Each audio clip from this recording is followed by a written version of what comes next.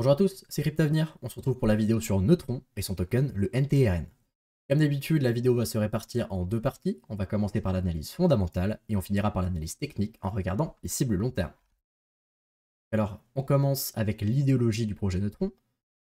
Pour commencer, ils veulent devenir le fournisseur d'infrastructures de base pour la construction des applications décentralisées, ou les DApp. Ils pensent que l'interopérabilité est un facteur primordial de développement d'un produit. Et dernier point, pour eux, la blockchain permet une interconnexion et un partage d'informations qui est révolutionnaire. Donc on enchaîne sur les innovations qui font que Neutron est un projet tout à fait à part et qui a révolutionné son secteur. Donc alors, premier point, ça c'est assez basique, ils ont créé des kits de développement voilà, donc qui sont nativement interopérables pour construire des applications décentralisées. Pour le coup, ce n'est pas le seul projet à fournir ce produit, mais on va voir ensuite qu'ils ont été beaucoup plus loin. La deuxième innovation, qui celle-là est vraiment très intéressante, ils ont créé des smart contracts intelligents. Soit le smart contract s'appelle déjà contrat intelligent, mais là ils ont augmenté le niveau d'intelligence de ces contrats. On pourrait appeler ça des smart contracts 2.0 quasiment. C'est-à-dire qu'ils ont vraiment amélioré l'outil smart contract à un autre niveau. Donc alors, qu'est-ce qu'ils ont fait? Ils ont modifié les smart contracts pour qu'ils soient nativement interopérables sur toutes les blockchains et qu'ils puissent être transférables. D'ailleurs que toutes les infos contenues dans les smart contracts puissent être transférables aussi. Donc, ce qui fait que vous avez besoin de juste savoir coder et déployer des smart contracts sur Neutron, et vous pouvez déployer un smart contract qui fonctionne et qui est transférable sur toutes les blockchains. Donc ça, c'est vraiment une très grande avancée dans le secteur. Et ils sont allés encore plus loin que ça. Ces smart contracts peuvent reconnaître un wallet, peu importe la chaîne, et ils n'ont pas besoin de connexion sur chaque chaîne, pas besoin de re-signer des transactions, etc.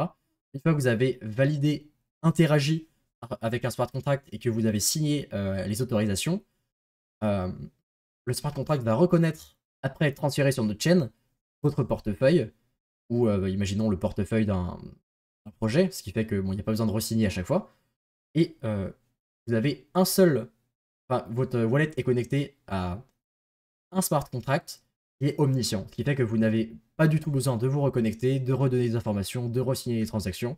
Et si vous comment dire, réfutez les autorisations du smart contract, elles sont réfutées sur toutes les chaînes.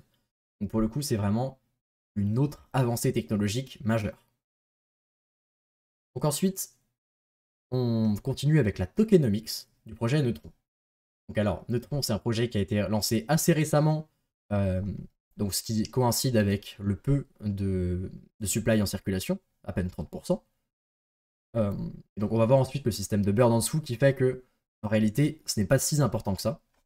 Donc alors, on a actuellement le projet Neutron qui pèse à peu près 300 millions de capi. Donc c'est un projet qui est relativement moyen, on va dire, qui est top 160-170.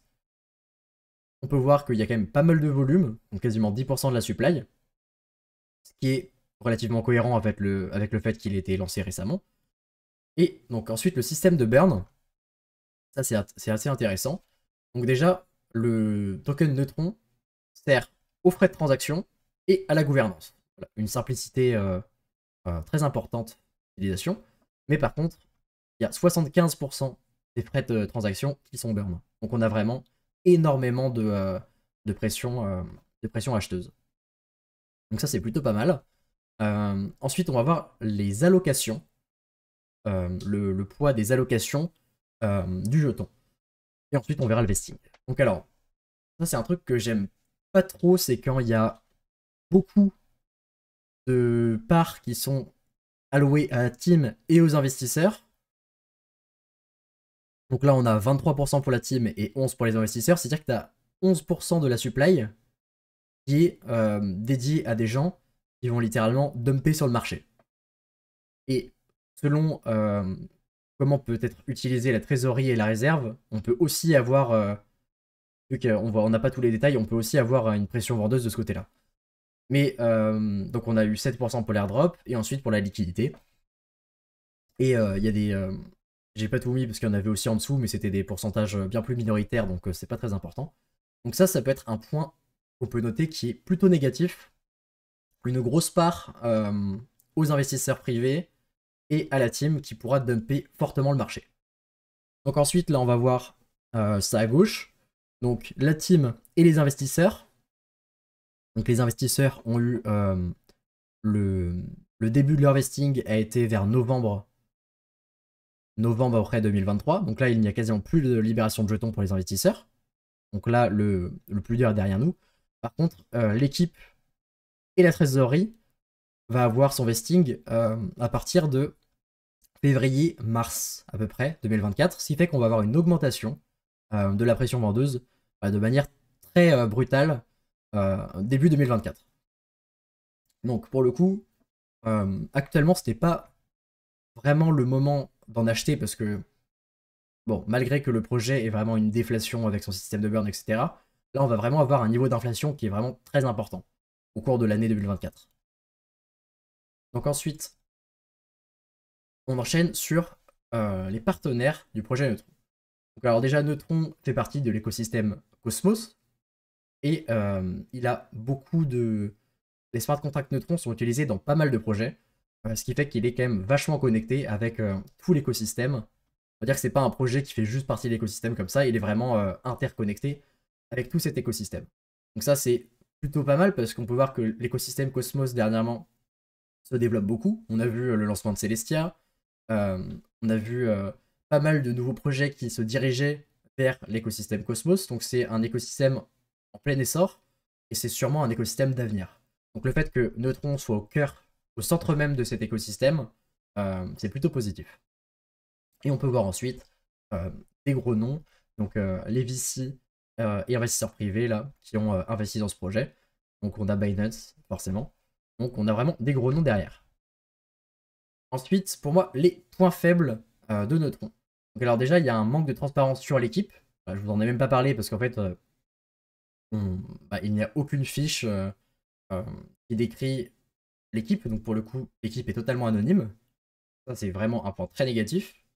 Deuxièmement, il y a un manque de transparence sur les smart contracts et la tokenomique.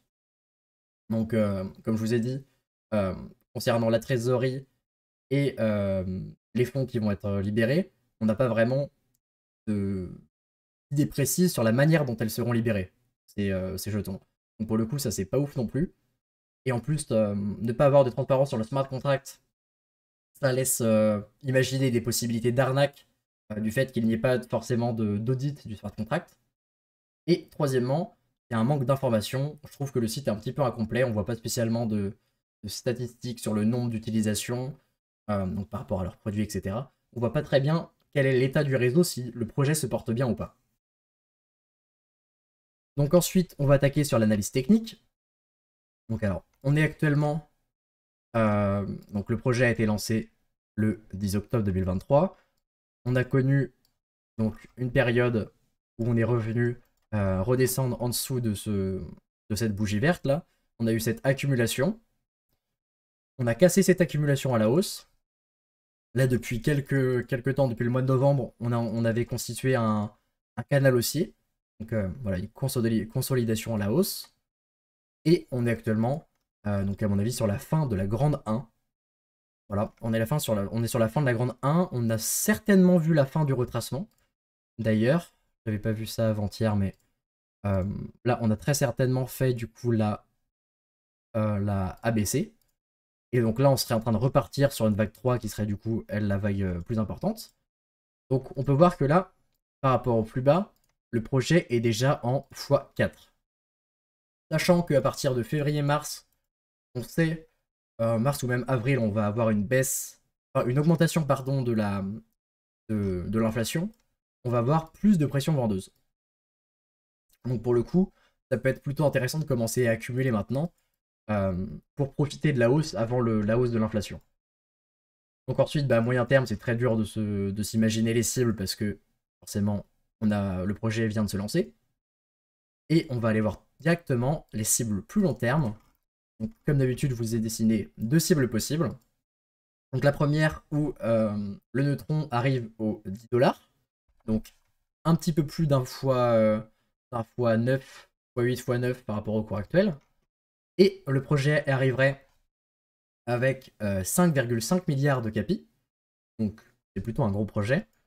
Et donc aux 10 $. Et je vous ai fait une deuxième cible où le projet arrive autour des 16-17 $. Il aurait 7,5 milliards de capi et ça ferait un x12. Donc, qu'est-ce qu'il faut en penser de ça? Donc, à mon avis, du fait de son positionnement des produits qu'il fournit et de la, comment dire, des innovations en fait qu'ils ont mis en place, Neutron c'est un projet d'avenir. Mais du fait que son lancement voilà, a eu lieu il y a vraiment pas longtemps, à mon avis, là, si on voulait investir dans ce projet, c'était plus dans cette période-là, ou alors même hier pendant le retracement aux 75 centimes. Mais à mon avis, si on descend pas en dessous du dollar, c'est plutôt compliqué pour en accumuler. Donc à mon avis, c'est avant qu'il fallait en accumuler et pas maintenant. Mais pour autant, dans l'avenir, quand la tokenomics sera beaucoup plus propice, Neutron sera un projet à avoir un portefeuille, selon moi, parce que ça va être un projet qui va être extrêmement utilisé. Donc, à mon avis, soit sur un retracement, donc sur une grande 4, qui fait qu'on aurait le projet qui explose, voilà, qui consolide à la hausse pendant le bull run, et là il redescend vraiment très très bas. Là ça peut être intéressant d'en racheter, peut-être pour recycler ses gains, pour après repartir sur la grande vague 5. Mais donc selon moi, cette option-là est la seule manière de s'investir sur le projet qui pourrait être pertinente, ou sinon d'attendre d'ici le prochain bull run, voilà, le long retracement, et là ce sera le moment d'en accumuler de manière conséquente, parce que la tokenomics sera bien plus propice à une prise de valeur, du fait qu'il y ait le burn et tout ça. Ou alors, troisième point, troisième possibilité de s'investir sur le projet, s'ils mettent en place les tableaux de statistiques sur le projet et qu'on voit qu'il y a vraiment énormément de transactions, on peut s'investir sur le projet en disant qu'il y aura un système de déflation dû au burn de token et que finalement l'inflation, on s'en fiche un petit peu. Donc voilà, c'était mon analyse sur le projet Neutron. Comme d'habitude, cette vidéo n'est pas un conseil en investissement financier, il résulte simplement de mes propres recherches. Like et abonne-toi, lâche un petit commentaire pour me dire à quelle cible tu penses que le projet Neutron pourrait aller. Et à bientôt pour une prochaine vidéo.